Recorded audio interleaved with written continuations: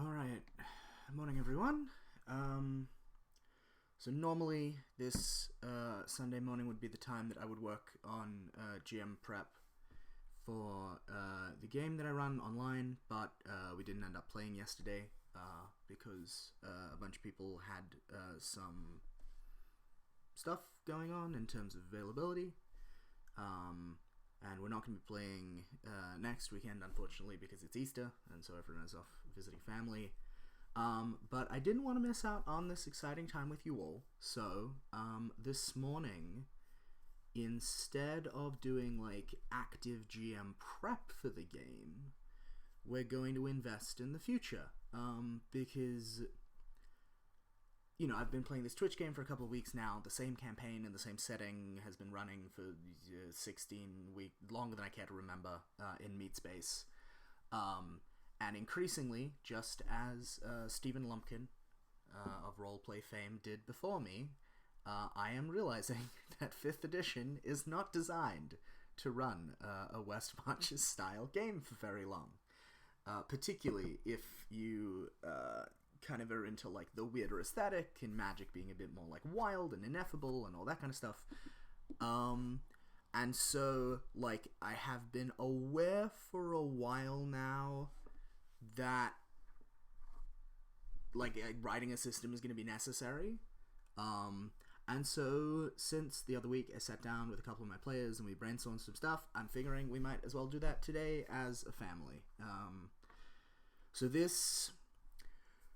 at this point, the system is not a generic West Marches system. This is a system bound up within the particular, like, setting and assumptions of my West Marches game, which means that it has, like, very much a specifically East Asian and Near East Asian flavor.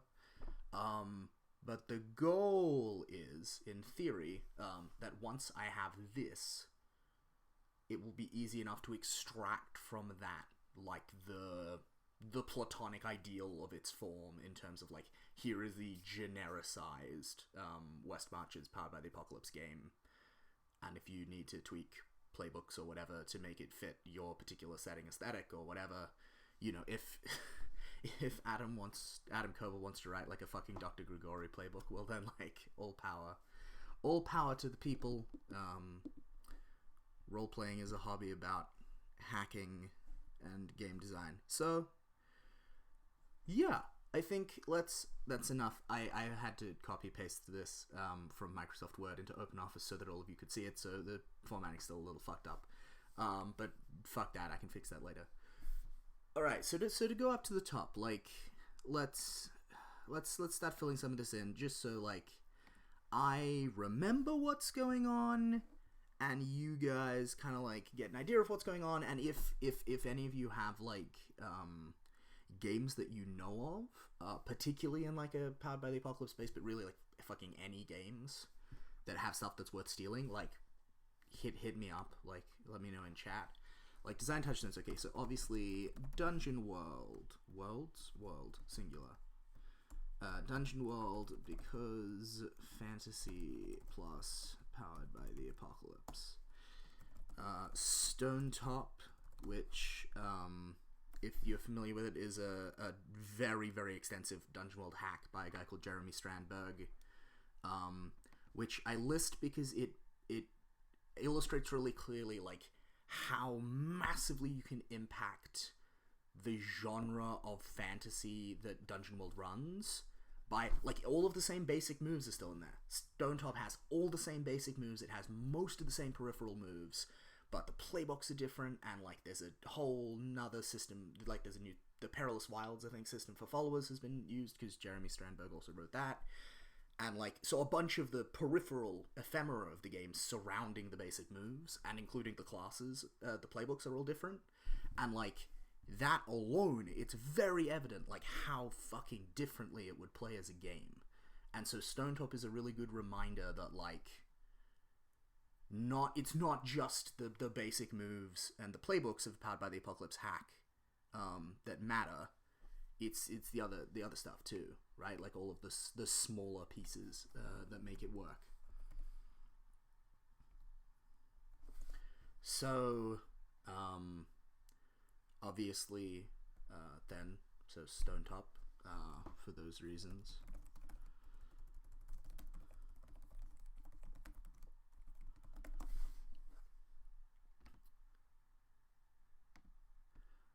I'm going to...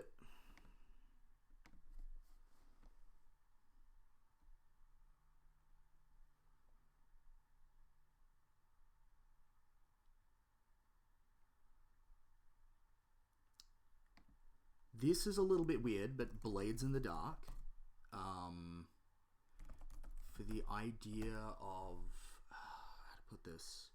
Okay, for like, pre-formed sandbox, powered by the Apocalypse.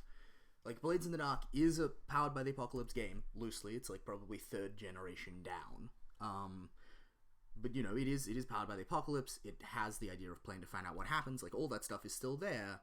But at the same time, Blades also has, like, an established setting with a whole bunch of details about the world. And those two things are compatible. And, like, I think any West Marches game necessarily needs to lean into that same direction, because part of what makes the West Marches really cool, or at the very least, I mean, like, back when I was watching, you know, Stephen Lumpkin run the West Marches, and in my playing of it, I found, like, the cool thing is that there's this broadly sketched setting out there, and all of these cool pieces of it for which you have no plans, and then it's up to the players to set things into motion and disturb the things they want to disturb, and fold together, you know, the stuff that you put in there in ways that you never expected, and all that kind of stuff. And so I think Blades is a really good example of how to do that.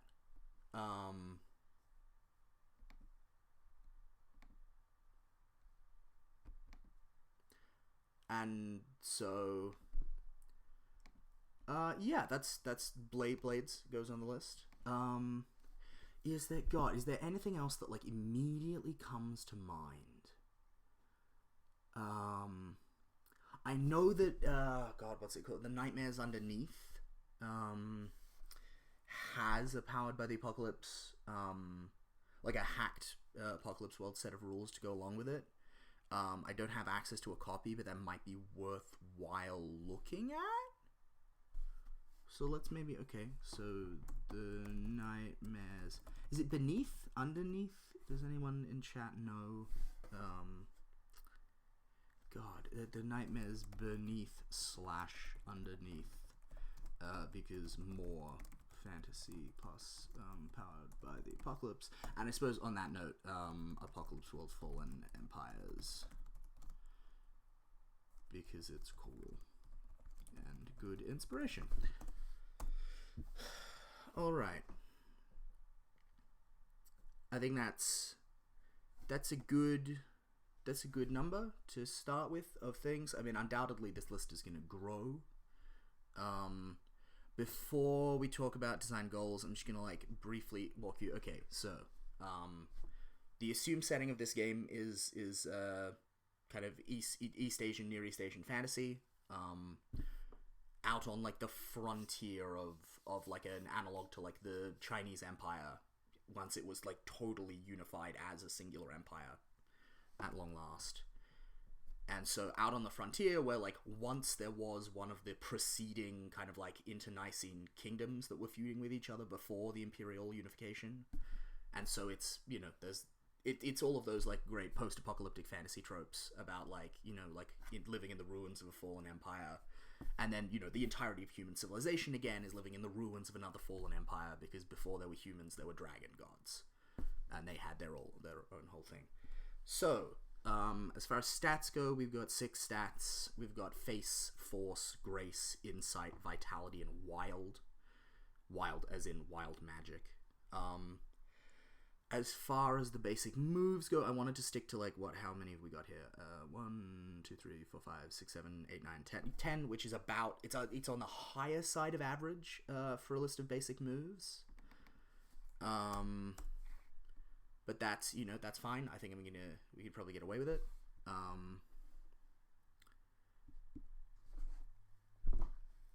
as far as what the basic moves are, like, I sat down and I thought about, like, things that I had seen in my game, the West Marches, and things I've read about in other people's games, and it occurs to me that, like, social engineering as a way to solve problems is not normally a standard group tactic. Like, it's pushed by a member of the group, right? Like, it's never like, oh, and the murder hobos are wandering around the West Marches, and they come across a dangerous thing, and their first instinct is like, hey, let's try and make these people our friends. Or, hey, let's try and pull an elaborate ruse to try and defeat these people. Like, that's always the kind of thing that, like, the party rogue, or the party bard, or the party trickster generates. And so, face is a basic move. The basic moves that goes along with face is when you gather information, right? Like, face is about, like, when you're back in the safety of town and the safety of human civilization, away from the wilds. Like, face is about your capacity to generate information there. It also may be, if I take inspiration from Stonetop for a moment, Stonetop has some really cool Stonetop's got some really cool moves for outfitting PCs. So like when you prepare for a journey or whatever it's called. And I kind of like the idea that that face informs that as well. So like maybe like peripheral move when you outfit yourself for an expedition, roll plus face. Okay, but so moving down, this is a fantasy game that has Dungeons and Dragons somewhere in its DNA. Of course, we need some fighting moves. Because of the tropes of, like, wuxia films and that kind of stuff, I want to make a distinction between, like, when you just generically fight someone or many someones, and, like, when you do something fucking impressive, whether that's right, and like that's whether that's like whether you make like a cold shot, quote unquote, whether that's when you single-handedly fight like 6 people at once, when that's, you know, like you try and disarm someone, when that's you with just a sword try and fight a giant who's 3 times your height. Like, basically, there's a little bit of Blades here, I think, in that, like, when you do battle with an enemy is like standard, right? Like that's your like standard or risky roll, right? Like if this is a person who's like on your level or under your level, and there's not like too many of them, and the circumstances, like if this is a situation that you can reasonably expect to face, you know, and come out on top, right? That's doing battle. Whereas like if this is a situation where you are like, you know, you are in over your head, like you are up against someone much better than you are up against way more people than you are up in a situation where like you're already badly injured, when you're in like an environment that totally doesn't favor you. So like if, I can't think why this would happen, but like say we were all underwater trying to have a fight sequence, right? Like where human beings are not at all advantaged, you know. Or when you're fighting like a relatively normal enemy, but you want to do a cool thing, right? That's perform a feat of martial skill. And actually, I think I'm gonna put that as a note, because that's actually a really useful way. So standard or risky, fighting an equal foes or a number of lesser foes, or while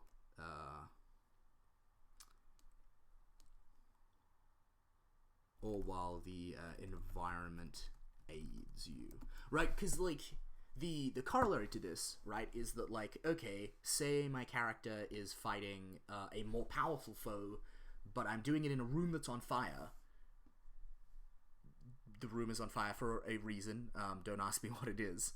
And like your opponent is vulnerable to fire, and you have a magic or a ring, a magic item or a spell on you or fucking whatever that means that you're immune to fire. Right? Now you're not performing a feat of martial skill. Now you're just doing battle with an enemy because you have. This is actually This is actually okay. This is controlled, right? That's controlled or risky. Perform a feat of martial skill is desperate, or you want to do something badass, right? Like if something is less powerful than you, but you want to, I don't know, like chop its hand off real fancy, like or whatever, right? That's perform a feat of martial skill as well. We've then got a set of we've basically got like a less distinguished version of Defy Danger. We're going to break it down into more specific moves because I kind of am interested in that. So you can push through danger with force, you can avoid danger with grace, you can endure danger with vitality, and then you can like resist like magical supernatural danger with wild. And that's the only like basic move use of wild. Otherwise, wild kicks in when you start to get into the weirder playbooks. And so then to leap back up, right? So we've got insight, which I don't feel like it's particularly true to the philosophy or whatever. Yeah, the philosophies, the ontologies of East Asia, to argue that intelligence and wisdom are like particularly distinct. Like they're understood as much more of a holistic kind of like experience. So insight, and that lets you, when you read the lay of the land, which is your like when you read a charged situation, and then when you notice something unusual, which is kind of like study, what is it? What's the Dungeon World move? When you study lore or whatever it is. It's kind of like that, but not, because I don't particularly like the design of that move. I think there's better ways to do that. And also because there is a class who is going to have like a really good version of that move. That's like when you consult your accumulated knowledge, here's how it works. Because the Scholar is one of the playbooks that you can be. And then, of course, because this is a West Marches style game, journeying and adventuring and wandering around and bushwhacking in the wilderness is a really big part of this style of campaign. So, of course, there is a vitality move for when you make a dangerous journey, because that is very necessary. So that's the overview. Then if we scroll down, so we've got a list of playbooks: the Scoundrel, the Hunter, the Brute, the Diplomat, the Strategist, and then instead of, I'm keeping the idea. I like the Dungeon World idea of like having sub choices within your character, right? So in the same way that Dungeon World is like, here is your class, now what is your race, now what is your alignment, these things matter. I want to do that. I don't like the idea of race is going to be slightly different in this. Race is different in the setting, and so in this game, for this setting, it's going to be slightly different. For other West Marches games, people might want to do it slightly differently. But at least for now, so you choose a background for your class, which is like, how did you come to this path, right? Like if you're the strategist, who's kind of somewhere between like the 4th edition idea of like the warlord or the bard in terms of the bardic inspiration stuff, like the strategist sits somewhere in that space, right? Like, do you come from a background, like were you a bureaucrat? Were you like an imperial strategist or something who worked for the empire? Were you like a noble who was promoted through the ranks, perhaps unjustly, and kind of like led men in that context? Or were you like a sergeant who like clawed your way up out of the slog in the most painful and painstaking fashion? So we go on through, we got those. For the races, I think at this point what I want to do for the races is I'm going to give each race like a unique defensive move. So the Guan, who are the tribe of the bird, right, can fall from great heights with a lot more control over their fate. The Min, who are the tribe of the ape, can climb much more safely. The Ren, who are the people of the cat, can jump, take long jumps or make kind of like risky but possible landings. The BA, the tribe of the tortoise, can swim. And then the humans, because this is one of our unique evolutionary advantages that never gets enough acknowledgement in tabletop role-playing games, humans are fucking terrifying in the way that we Terminator-like can just keep on fucking walking. Like, there are a number of ancient cultures in which one of the main hunting techniques was just literally walking things to death. You just keep following it until that animal lays down and dies. And so the human defensive move is like, when you have to keep on traveling and keep on fucking traveling until you're like past the point of fatigue, like, you as a human can actually do that in a much more controlled way because you are fucking good at it. I've then got some thoughts on how NPC harm is going to work. That's very uncertain. I don't know if I like that. We're not going to look at it today at all. One of my main quibbles with Dungeon World, I'm just going to put this out here. Adam Coble, if you're watching, Sage, nothing personal, guys. I don't mean to be rude. I understand why Dungeon World has hit points and rolled damage and all of these very generically D&D tropey things. Like, I totally understand why they're in there. I just don't think they work well with Powered by the Apocalypse, and I don't think they necessarily add to the game very much. Like, they make the game feel more like Dungeons & Dragons, absolutely. I just don't know if that's actually a good thing. So in this game, I read years and years ago, I found on the internet a Apocalypse World hack for descriptive harm.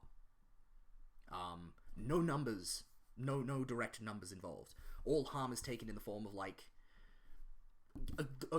let's go Blades from right. Like, all harm under this system, all Apocalypse World harm basically works like trauma in Blades in the Dark. It's like, you choose one from pain, right? And the list for pain is like, you're a mess, bruised, swollen, bleeding, you lose your footing of position, you lose your grip, right? So you choose things. And, like, pain ones will pass, in fairly short amount of time. The wounds ones are basically stuck around until you actually take action in the fiction to heal them. And so I've basically just hacked this together. It's pretty much unchanged because this guy did great work. And so that's that. That's how you take harm as a PC. That's how you get hurt. Yeah, maybe monsters are just going to take traumas too. I don't know yet. And then, as I've been running this West Marcher style campaign, on the ground, I've been already starting to steal stuff, right? Like, stealing stuff and pulling stuff together and hacking it really extensively, so it's not even really 5th edition anymore.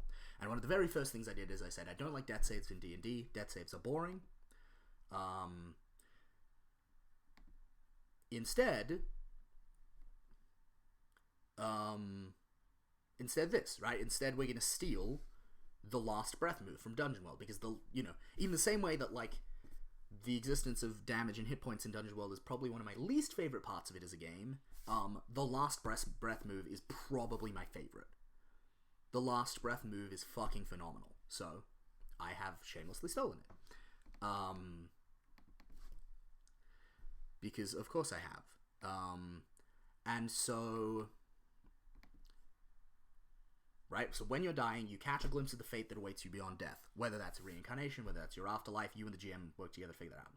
Then, roll +1 for each ally willing and able to rush to provide medical or magical aid, and -1 for each enemy nearby and willing to take the time to finish you off. I really like this, because I feel like it becomes... It snowballs, right? It generates interesting fiction. Like, you're dying, and the GM says... Alright, so, like, you all catch out of the corner of your eye, like, Juan goes down, there's, like, a spear through his guts, he's bleeding out on the floor, It like is anyone gonna rush to his aid, right? And rushing to his aid almost certainly is going to involve the need to defy danger, or to do similar. And so we generate interesting fiction because we force things to snowball and more moves to be made. So you roll. On a 10+, the wild magic of the wastes seeps into your body and you are revived. Clear dying plus 1 other wound. Scrub them off, stand back up. On a 7 to 9, your predicament attacks the attention of a powerful god, spirit, or being. It will offer you a bargain. Take it, clear dying, and stand back up, or refuse it and perish. On a miss, your fate is sealed. You die this heartbeat or in a few more, the GM will tell you. The main thing here I like is the 7 to 9, right? Because in vanilla Dungeon World, the 7 to 9 option is interesting. Don't get me wrong. It is interesting, but there's nothing in the text that implies, and in fact, I would argue there's at least a few things that kind of implies contra. Like, there's nothing that implies that death is an active force in the campaign. There's nothing that says, oh, and like death has an agenda, right? Like, create... It's not like, in classic 2nd edition Apocalypse World style, it says on the first session sheet, create death as a front, right?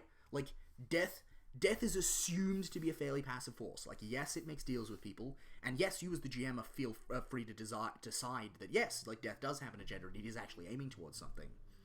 But the game gives you this mechanic without saying to you, in order to make this matter, make death a front, make death a threat, give death plans and, grim omens and, like, an unborn future. Like, make death a countdown clock, right? It doesn't do that. Whereas the very cool thing about this game, or at least in a West Marches setting, right? Like, one of the key ideas of the West Marches is that there's all of these fucking batshit powerful, insane entities around. Right? Like, if we go to the West Marches place, right? Stephen Lumpkin's West Marches with roleplay, right? Like, Bahara Ditana is one of them. The aspect of Nyanth would be one of them. All of these, like, the Wizard Faran, probably even. Like, all of these big, like, regional entities. And so when you die, it's one of them that notices you and offers you a bargain. And to my mind, and the GM mechanics haven't quite come together yet, but probably, basically everything in your setting, like every kind of entity of that kind, you basically, when you decide it exists, you write a countdown clock for it. You're like, okay, so Bahara Ditana the dragon is here. What does it want? Like, 3 o'clock, it, 3 o'clock, it devours the Wizard Faran. 6 o'clock, it builds itself a palace. 9 o'clock, well, we never actually got that far. Or the Serpents of Woe is another example. And so, basically, this mechanic is one of the ways that the players start setting off countdown clocks in the setting, right? And start building opposition to them. The world will feel dynamic because the players will be incentivized to make deals with and attract the attention of and become aware of powerful entities that will then, once they appear on screen, have plans that begin to be set into motion. So that's pretty much the overview at this point. I don't have a lot more than that concretely together. So I think today, hopefully with a bit of help from y'all, I want to start putting together a little bit more detail on the basic moves. I think I want to flesh those out. And I think I want to figure out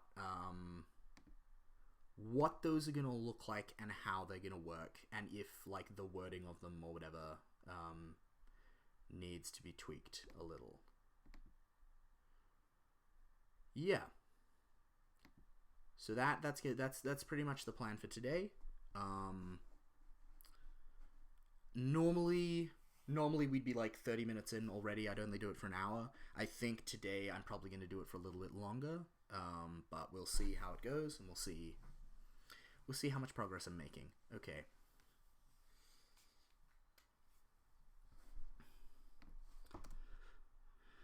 Roll plus face. Okay.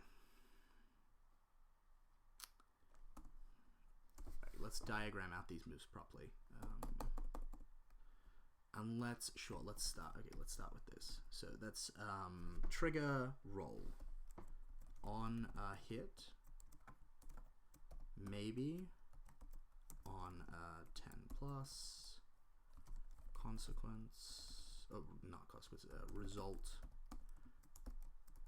on a 7 to 9, result on a miss, consequence. Right, like there we go. That's a Powered by the Apocalypse move. So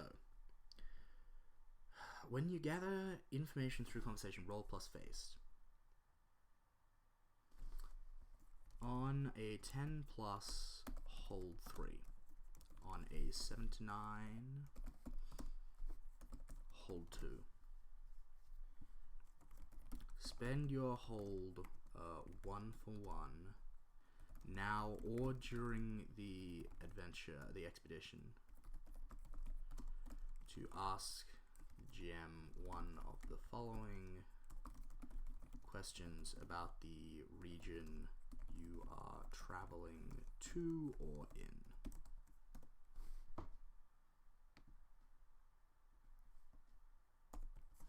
On a miss, ask one, hold one anyway, but prepare for the worst? Do we like that?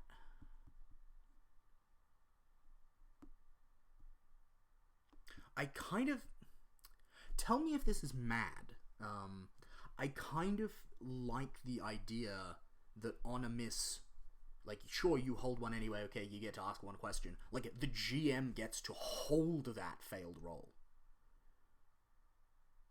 Like, does that make any sense? Like, it's not like, oh, you know, like, okay, we're in town, we're gathering information, we learned about a thing, and, like, you know, we've fluffed the roll, and okay, so the GM has to now make a hard move to fuck with us, right? Like, what if instead the GM gets to hold that failure, and at some inconvenient moment during... Actually, no, that doesn't work. That doesn't work. I think that maybe the GM, maybe the GM just gets, maybe the GM just needs to use like one of the future, like, you know, announce off-screen badness, or like one of those moves. All right, on a miss, hold one anyway, but something. It's unclear. Something bad happens.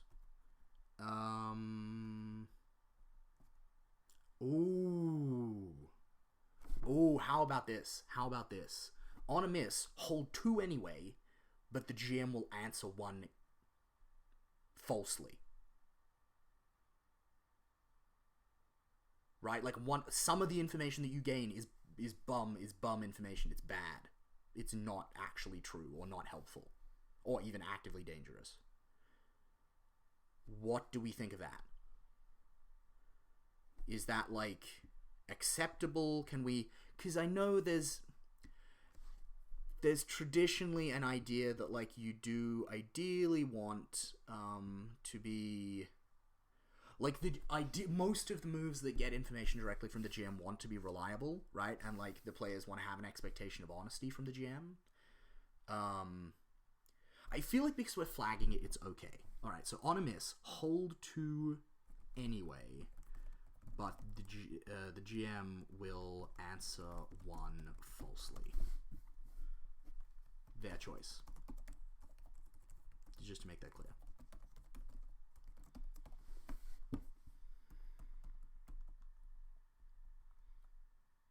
Alright, cool. Cool.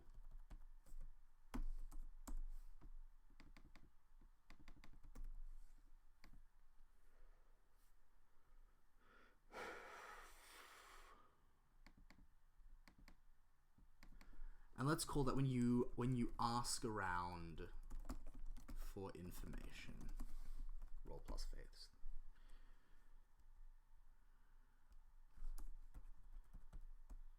Alright, and what kind of questions, like, what is this region known for? What makes this... Okay, what... Where...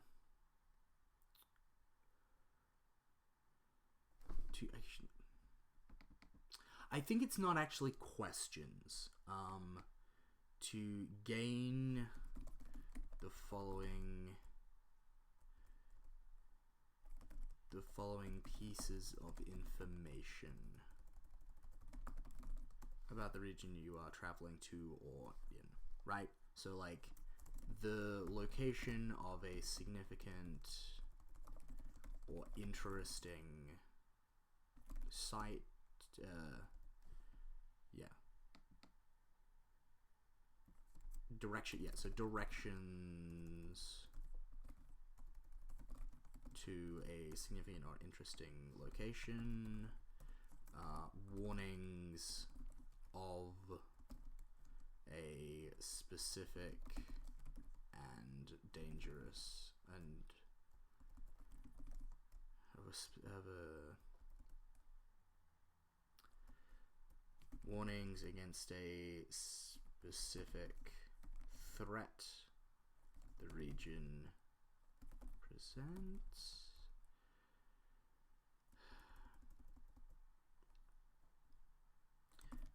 Okay, so directions to a general information about the region, its terrain and inhabitants. Names of a powerful local figure or two, and a little more about them.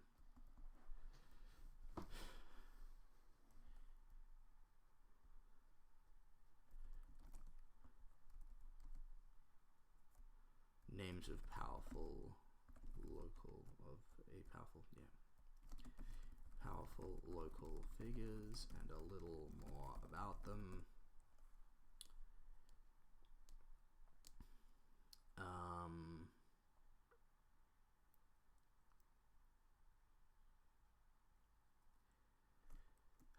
Information about dangerous predators or creatures in the region. Warnings against a common threat or danger to travelers.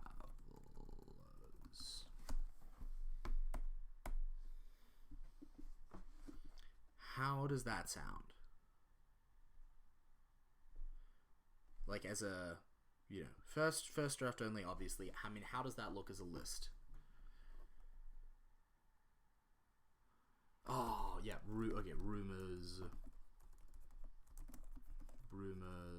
of a powerful, not powerful, rumors of a potent art, okay, rumors of a great treasure or magical artifact.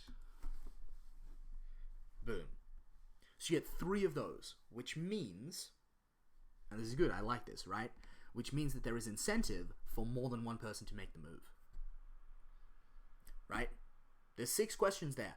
Fucking all of them. The ideal situation, right? Like, far and away, the ideal situation is that you go on the adventure with answers to all of those questions. Right? But you can't, you only get to hold 3.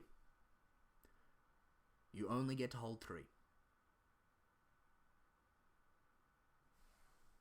And so that incentivizes like 2 members of the party, at least, maybe even 3, to make this move. Which I like. I think that's cool. I think that's cool, right? Because they're all different people, and they're all therefore presumably going to narrate how they figure this out, how they discover this, in different ways.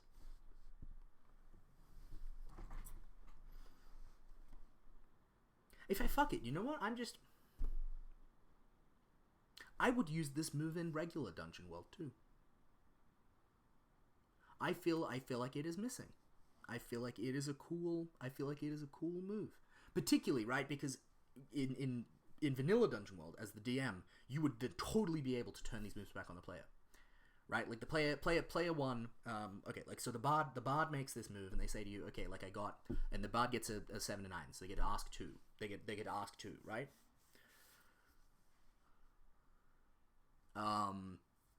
Yeah, they get to ask 2.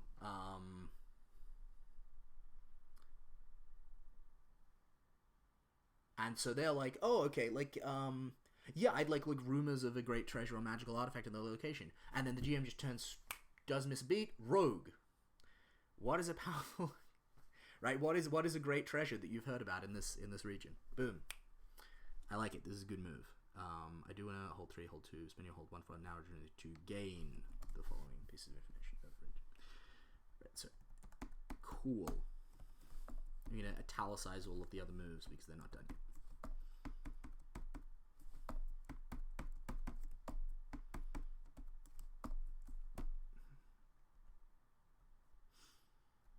Alright, let's do the big one, the battle one. When you do battle with an enemy, does it even need to be that broad? What about just like fuck it, when you go into battle? Like, does that work? Fuck it, we're gonna go with it for now. When you go into battle, roll plus force.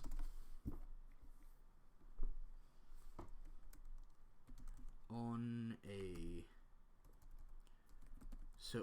a hit, you harm your you do harm to your opposition, and they do harm back to you. Right? Like, I think, okay, we're gonna talk a little bit about hack and slash here, right? Give me a moment. I'm just going to copy paste it off the Dungeon World SRD because, like, I want to make specific reference to it as a move because I think it is a good example of like combat in Dungeon World. Again, like all love to Dungeon World, all love to Adam and Sage. Like, I think it's a really good game. I really enjoy it. I've run it. I love it. But of like all of the Apocalypse World games. Of all of them, this is probably the one where the combat feels least powered by the apocalypse, and that's very clearly because they are writing in reference to another game, which is to say Dungeons and Dragons, particularly like 2nd edition Dungeons and Dragons. So, right, so when you attack an enemy in melee, roll plus strength. On a 10+, on a 7 to 9, right? The issue here is this is boring, right? Like, on a 7 to 9, you get the basic condition of all combat in Apocalypse World, right? Like, the default assumption that Apocalypse World makes about the nature of conflict between human or human-like or other being. The assumption it makes about the nature of conflict between things is that both sides will get hurt, right? Like, conflict necessarily requires and implies that both sides are going to come out the other side worse off. And I think, like, from a philosophical standpoint, I think that is absolutely correct. The overwhelming majority of the time. Like, I think as a default base assumption, I think that's a great assumption for the system to make. The problem with Dungeon World is that all its melee move says is, on a 7 to 9... the basic assumption of Apocalypse World, the basic assumption of harm in Powered by the Apocalypse is true. Right? Like, on a 7 to 9, nothing happens. On a 7 to 9, you just fight. There's no complex, because Powered by the Apocalypse games, right, are all about making choices and having agency, right? Like, there's no choice here. On a 7 to 9, combat works according to the rules. Full stop. On a 10+, you get to break the rules or combat can work according to the rules, but you get a slight advantage. It's not interesting to me. I think this is going to be much more Apocalypse World, in that it's going to be like, when you go into battle, roll plus force. On a hit, you do harm to your opponent, and they do harm back to you. So on a miss, you don't get to do the harm to them. On a 10 plus, choose 2. On a 7 to 9, choose 1.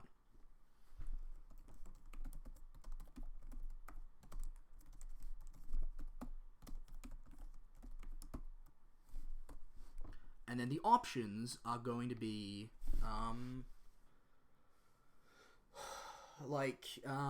okay, let's start with the obvious ones that, like, literally every Powered by the Apocalypse derived game has used, because Vincent did very well in this, right? You strike especially hard, inflicting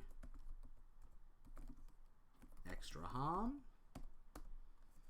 You defend especially well, reducing the harm you take. You should call that taking less harm.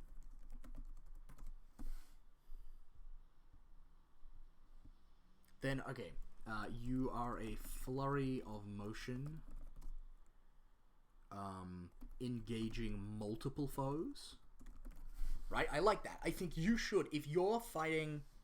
This is another thing, right? Like, this is a classic instance of, like, the rules saying one thing, and the designers and recognized practice later saying other things, right? As written, this rule dictates, the attack mechanic in Dungeon World dictates that it is triggered by an attack on a single enemy, and it dictates that all of the consequences of that move are done, right?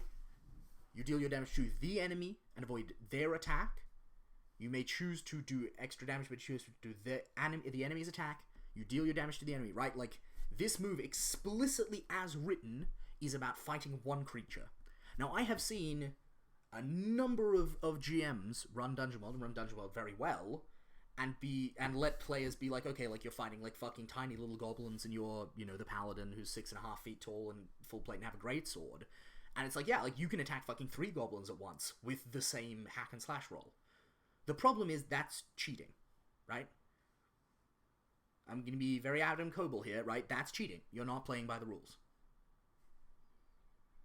So we're just gonna bake it into the move, right? Like, if you are fighting, if we're using go into battle because we're fighting a number of lesser foes, right? Like, we're the fucking paladin, and we've got, you know, 18, you know, we got plus three force. And we got, you know, like, plate armor, and we got this great Bagua greatsword, right? And we're fighting a bunch of little goblins. Like, that's still going into battle. That doesn't require a feat of martial skill. That's fucking easy. And so, yeah, there's totally an option where it's like, you're a flurry of motion. It's just like, we can just cut 3 fucking goblins in half at once. Boom. Problem solved. So,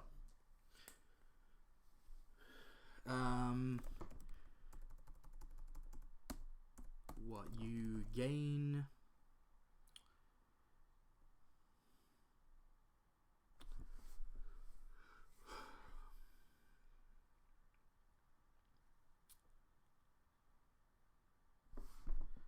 extra harm on your enemy, on your target. Less harm from your target. This is good, right? Because it indicates that the base assumption of the move is that you fight one thing, but if you take the option below, you get more.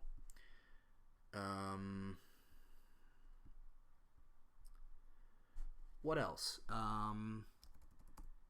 You push forward, gaining ground advantage or momentum. I like that. Or you create an opening for an ally, or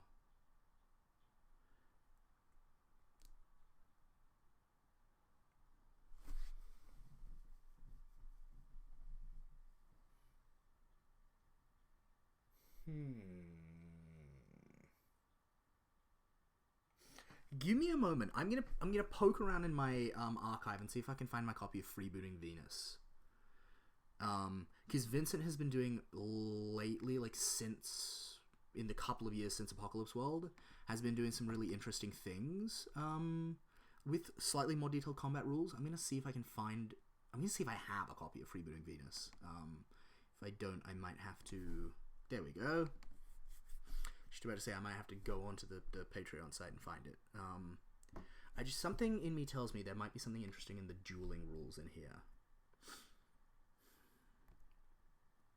Creating your character, blah blah blah blah. Instincts, your belongings, your moves. Okay.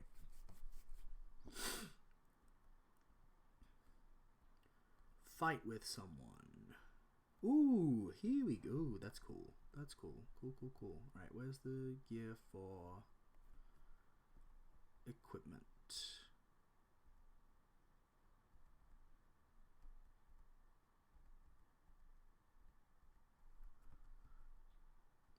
Where's equipment, Vincent?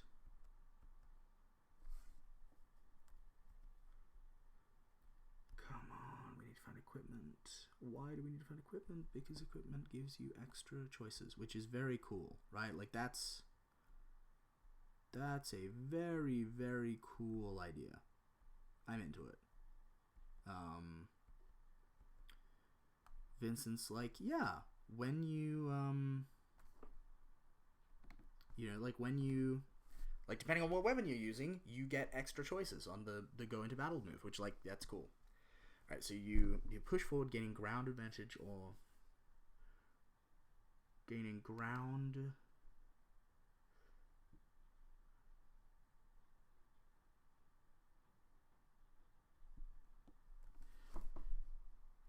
Gaining ground or momentum. You drive the enemy back, creating an advantage or an opening. All right, let's call it at that for a while. For now, on a miss.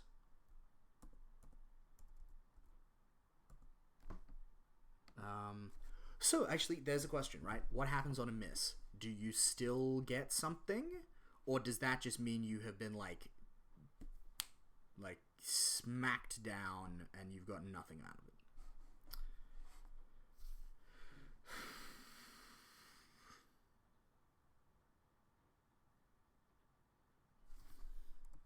On a miss,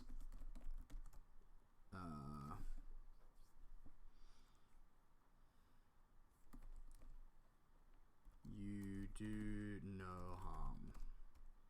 Yeah, so on a miss, you.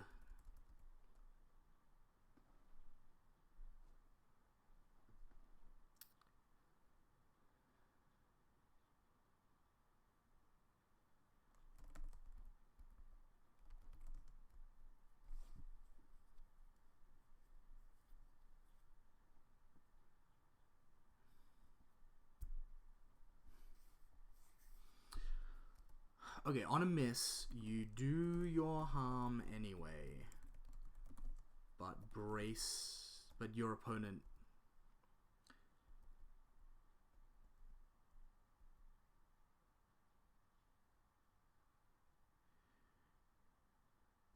Okay, on a miss, you still do your harm, but your opponent hits you hard.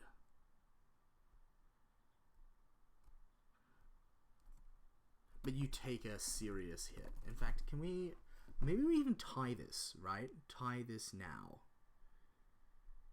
Yeah, like it's automatically. No, that doesn't. That's rubbish.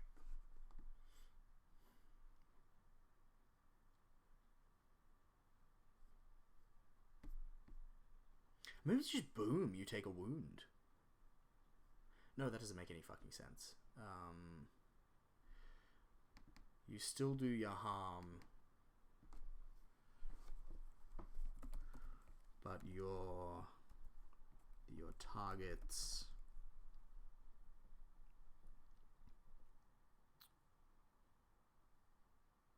do some. again, I want to say serious, but I've already used that in the taking harm moves, and I don't want to like confuse people to relate the two.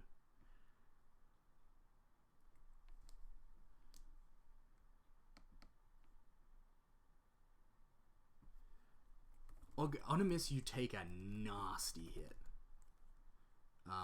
You may still do your harm. GM's choice. Alright, I'm happy with that.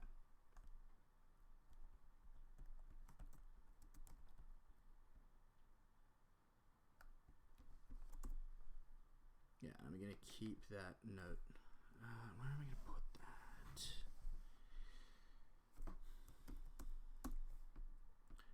You can put that up here in, like, genre tropes. So, like, distinction between go into battle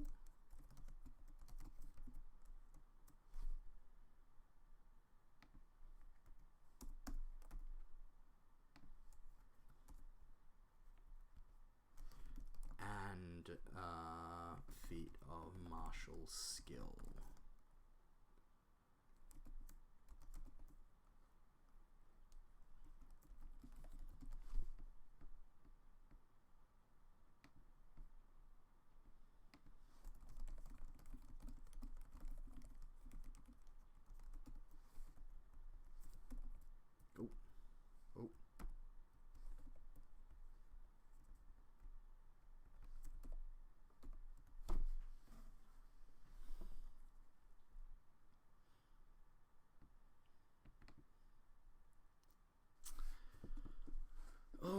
Right, okay, so there's that. I think I'm gonna leave perform a feat of martial skill and just let that bubble for a little while. I think instead when you push through danger, roll plus force. Yeah, I think we're gonna. Let's look a little bit at how to like distinguish between the various defensive moves. So if I go to Dungeon World, here's their version.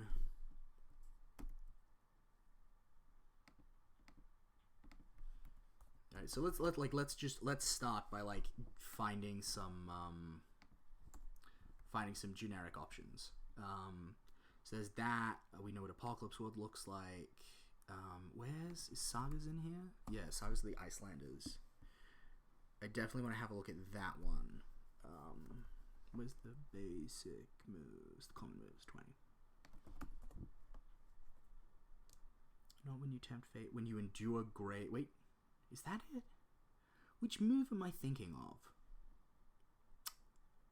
It's a good question, to which I don't actually have an answer. Alright, we're going to take a snapshot of both of the ones that might be relevant.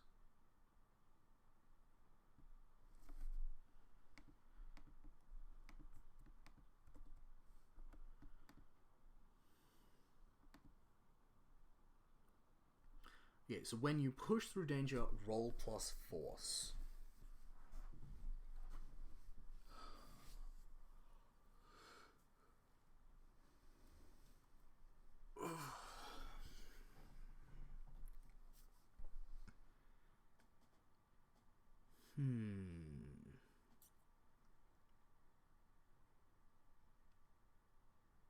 So, okay, so I feel like these moves on a 10 plus look not dissimilar.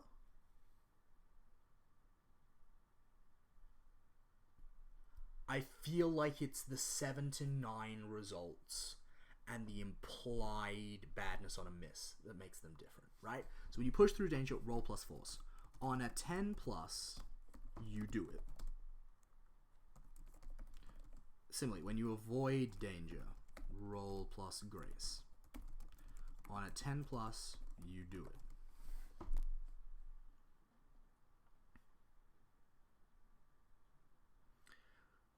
Okay, so when you push through it, ask the GM to name what you risk.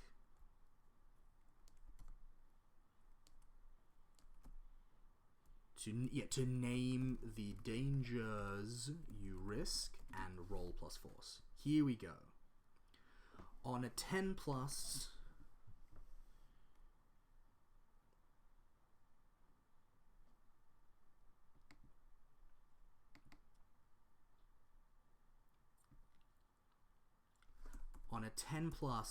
avoid. Yeah, on a 10 plus, you do it. Up to 2 dangers. Is that... Am I starting to get weird here? My thinking is, right? Here's the goal, right? Ideally, on a 10 plus, even on a 10 plus, I don't know if, like, okay, so, like, imagine that, like, a fucking dragon god is raining lightning down on everyone. Right? Just imagine that. Should you be able to just completely avoid that entirely with a 10 plus? Fuck, yes, you should. It's a fundamental premise of the system. The way to get around this... is very simple. The dragon god has a custom move that's like, when you rain down lightning, a 7 to 9 is the best result anyone can get on Defy Danger. Alright, fuck that. Okay, so when you push through danger, ask the GM to name the dangers you risk. Roll plus force. 10 plus, you do it.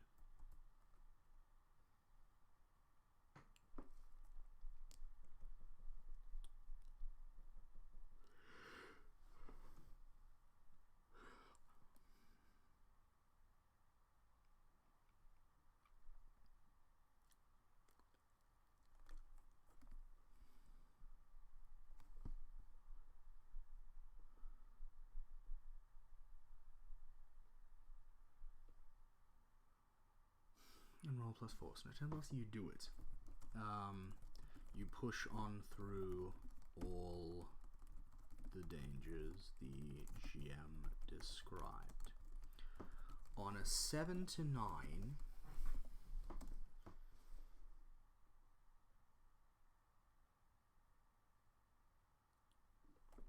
you flinch, falter,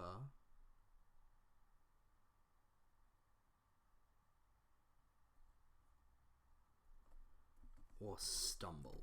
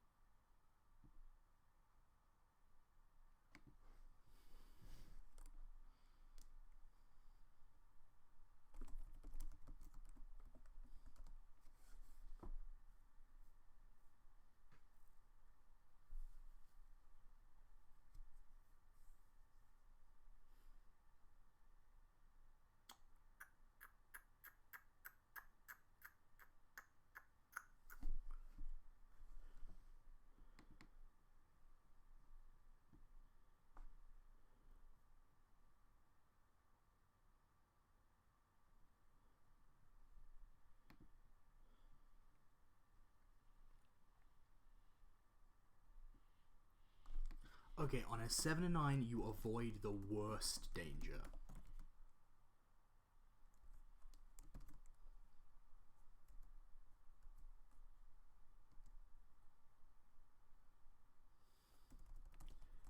Worst danger, but the GM... On a 7 to 9, you avoid... Okay, so on a 7 to 9, you avoid the danger, but the GM will offer you a choice.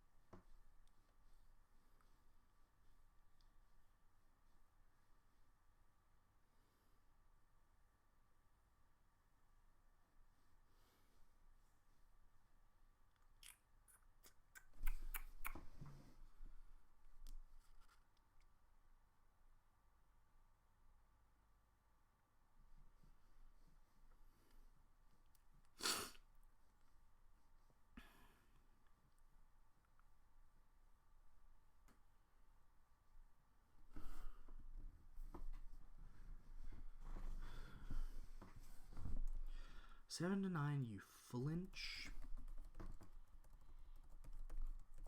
hesitate, or falter. The GM will offer you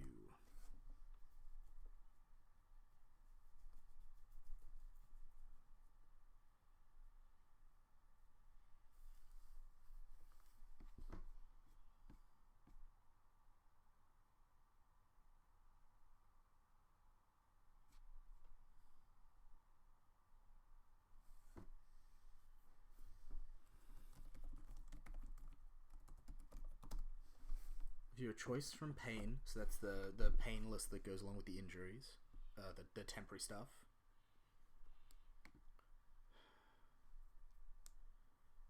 A choice from pain. Oh god, there's something about hard bargain. All right, let's have a look.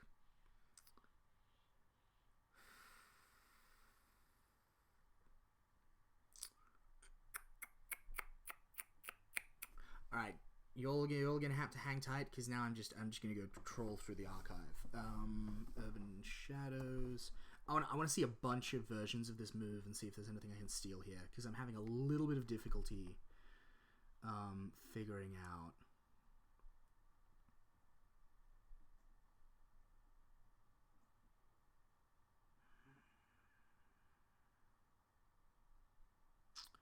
T-Minutes when you cost you, that's no good. Urban Shadows, you're not being very helpful.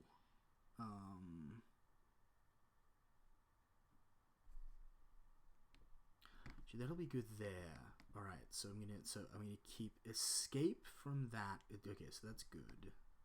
Let's have a look. What are the monster hearts? Actually, what is the veil? How does the veil do it? Basic moves. Reference sheet. Alright, here we go. Basic moves. Christ, this game has a lot of moves. When you're aware of an action, describe a risk. Oh, that's rubbish. I love the veil otherwise, but that is a very, very poor version of this move.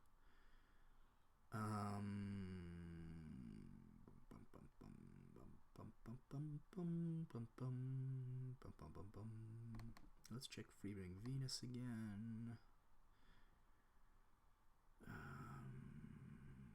Headspace might as well. I don't know if that'll help either.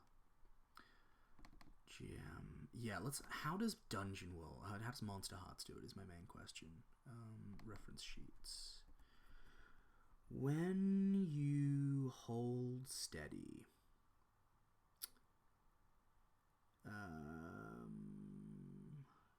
Yeah, I like that. Yeah. Okay, here we go. Okay, so here is what's going to be different. Right? I've recently backed the Crown, the Sword, and the Unspeakable Power. Whatever the hell that game is called, with the cool name.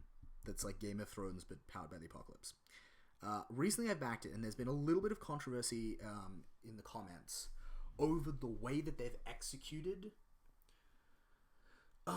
this move, and it flexes the GM player agency line in some ways that aren't quite standard for Powered by the Apocalypse, and some people are not convinced. I think we're going to flex it in the complete opposite direction from any way I've seen anyone do it. We're just going to give the player a choice. Right? There's not going to be any, like, the GM will offer you this kind of choice, or this kind of choice, or this kind of choice, and then you make it. It's just going to be like, when you avoid danger, where are we, right? To name the dangers you face, risk, and roll plus force. On a 10 plus, you do it. On a 7 to 9, you do it, but choose one. Insert bad things here. That's just going to be it. There we go. You do it, but you still do it, but choose one. Okay, so this is push through danger. So this is like you force your way past what you try and force your way through and past. So what are some what are some choices that will make sense? right? We got the keywords of like flinch, hesitate, or falter. Okay, but choose one. You take a lesser version of the danger, of one danger.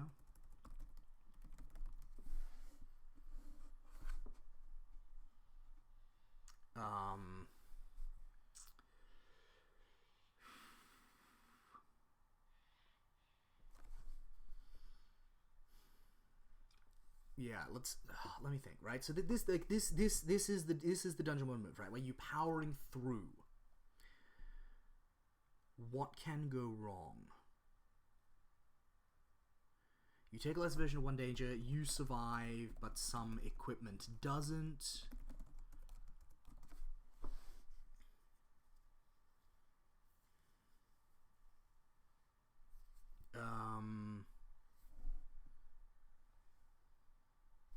You charge right into something worse.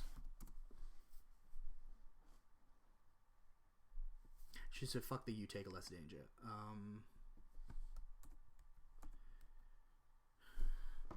You take...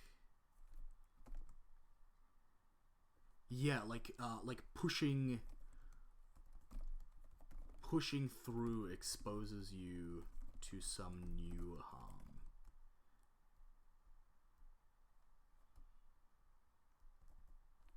You take some lesser harm.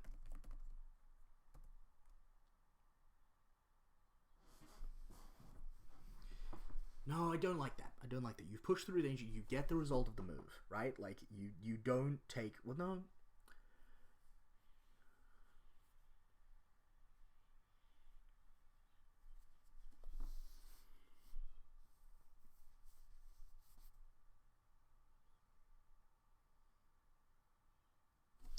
Okay, or you falter. Yeah, here we go. You falter and lose the initiative, and lose the initiative on a miss. Hoo-hoo. On a miss. Prepare for the worst.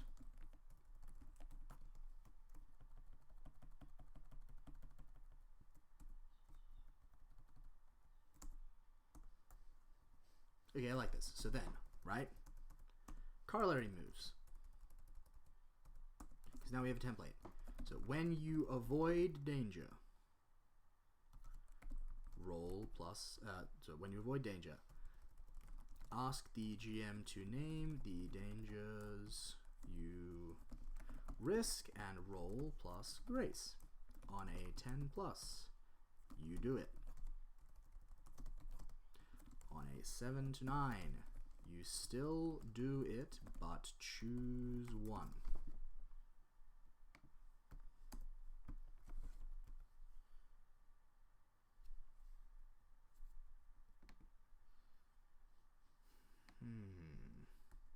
Give me just a moment.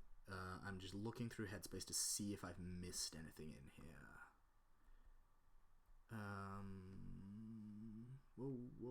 Whoa, what just happened? That was very exciting. Apparently the Headspace PDF is hyperlinked in the table of contents, which I did not know. Alright.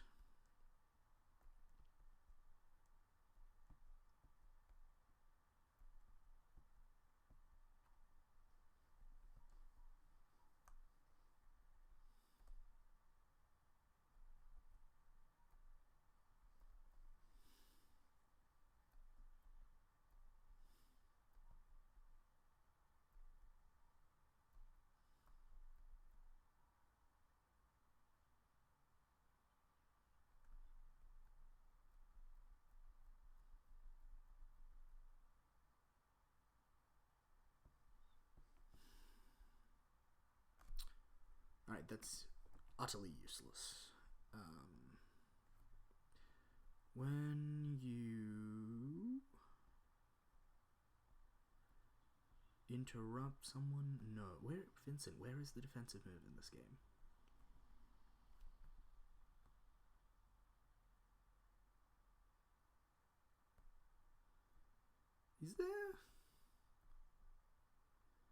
Is there not a defensive move in freebooting? That's weird. Vincent, where is my defensive move? My God, that's very strange for a Vincent Baker game.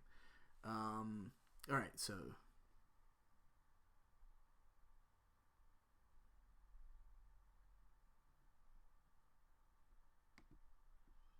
Okay, so when you avoid danger... On a 10 plus, you still do it, but choose one. You leave something or someone... You leave something important behind.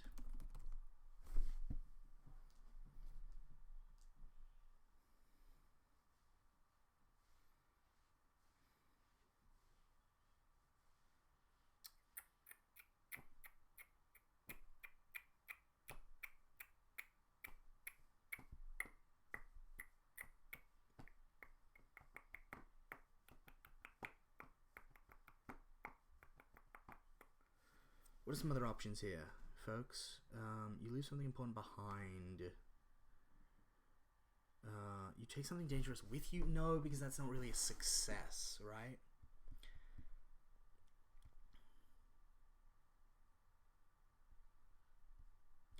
Like, what are some ways that avoiding danger could go wrong?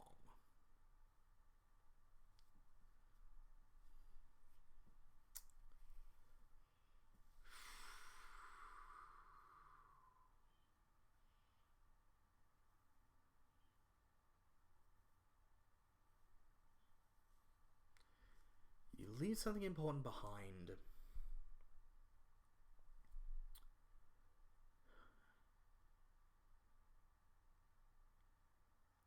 I like the idea of being becoming overcautious. Like the idea of like, oh, when you avoid danger, right? Like, and you duck out of the way of something. Oh, actually, you leave something important behind. Okay, yeah, you give up your...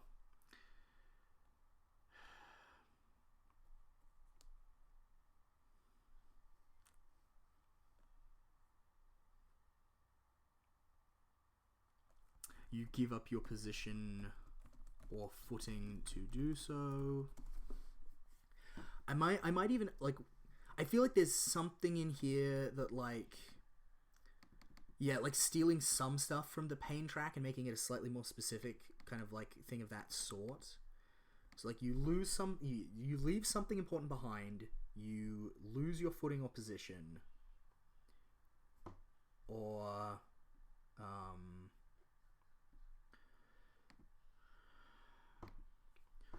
you sacrifice your momentum.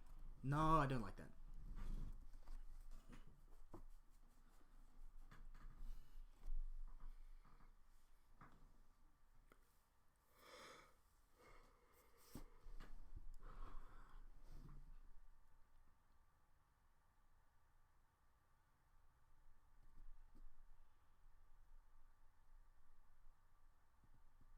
Okay, you open yourself up.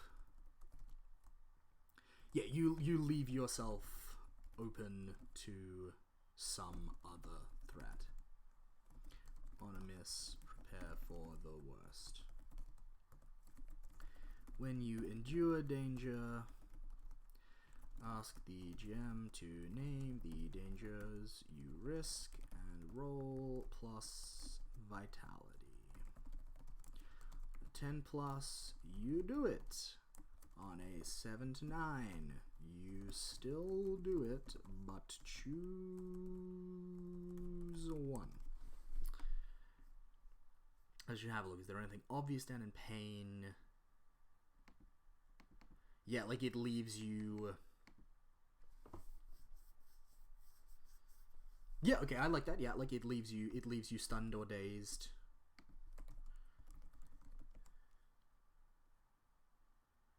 Yeah, it leaves you dazed for a few moments. It destroys some... Yeah, collateral damage, right? right? Like, it's like, okay, so like let's okay, so like the dragon is breathing fire, right? Like, there's a dragon. That's very much not in setting, but just go with it, right? There's a dragon, it's breathing fire. I hold up my shield, because I have one. I hold up my shield, and I'm like, alright, like, my response to this is I'm gonna endure danger, right? I hold up my shield, I take the fire, right? I get a 7 to 9. I do it, I do it, right? I don't get burned to death, but choose one. It leaves me dazed for a few moments, that's fine. I also like the idea of, like, it burns something else, right? Like, something else that was important got caught in the fire. Like, it inflicts collateral damage on something important, or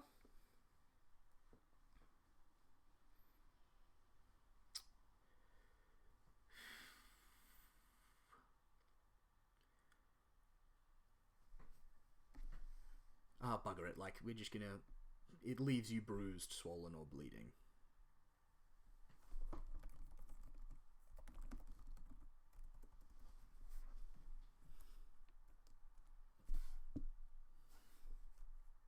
This is the one where you lose your momentum. Or, yeah, it leaves you dazed for a few minutes, it inflicts, you lose your momentum and initiative.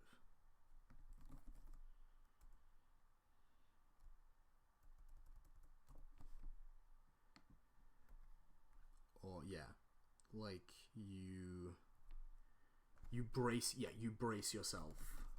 You have to brace yourself. And lose your momentum.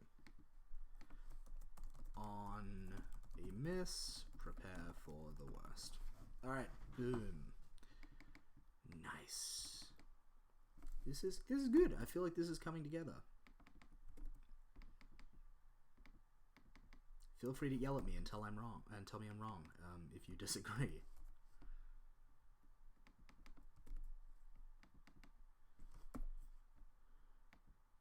I feel like probably one of I feel like probably the hardest of these moves to write is going to be when you make a dangerous journey, because it's going to be such a core move to the game.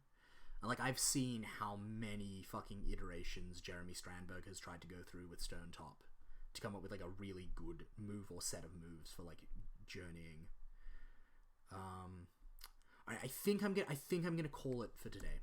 I think that's enough. We've done an hour and a half. We've got a bunch of moves. I feel like there's the template for, like, I feel like the force move gives the template of what the feat of martial skill is going to look like. Lay of the land and notice something unusual are very easy. They're just basic Apocalypse World style question moves. Resist while magical influence is probably going to be modeled off the same template as those other danger moves. Yeah, and so then it's just going to come down to make a dangerous journey. So whenever the next time is that we do game design on this instead of GM prep for the game, whenever that is, hopefully I will have these other moves together, and I think we'll buckle down and start maybe thinking about, like, broader GMing structures, and how on earth any of the journeying stuff is going to work, and how that's going to relate to the rules for regions. Alright, so thank you very much for coming out to the stream. Thank you very much if you're watching. My name is Luke. If you would like to read any of my game design stuff, I have a blog at gamesfromthewildwood.blogspot.com, possibly .au. Probably some of these moves are going to go up there as supplementary stuff for use in Dungeon World and other games, particularly that gather information move, because I'm quite happy with that. I am on Twitter at twitter.com/wildwoodsgames if you want to follow me there and hear me yell about anthropology and game design. And then if you if you're keen on this kind of game design stuff, on the kind of Twitch games that I run, on supporting my blog, I have a Patreon, patreon.com/gamesfromthewildwood. You can access a bunch of cool stuff. There's going to be monthly Q&As once there are people at that tier. I've put up a playtesting preview of my story game Across the Endless Sea, which I'm going to be playing over on Eric Vulgaris's channel in a couple of weeks. Yeah, so bye y'all. Have a great, there we go, in frame. Have a great day, and I will catch you around. I gotta go and get to actually play some Dungeons & Dragons for once. Bye.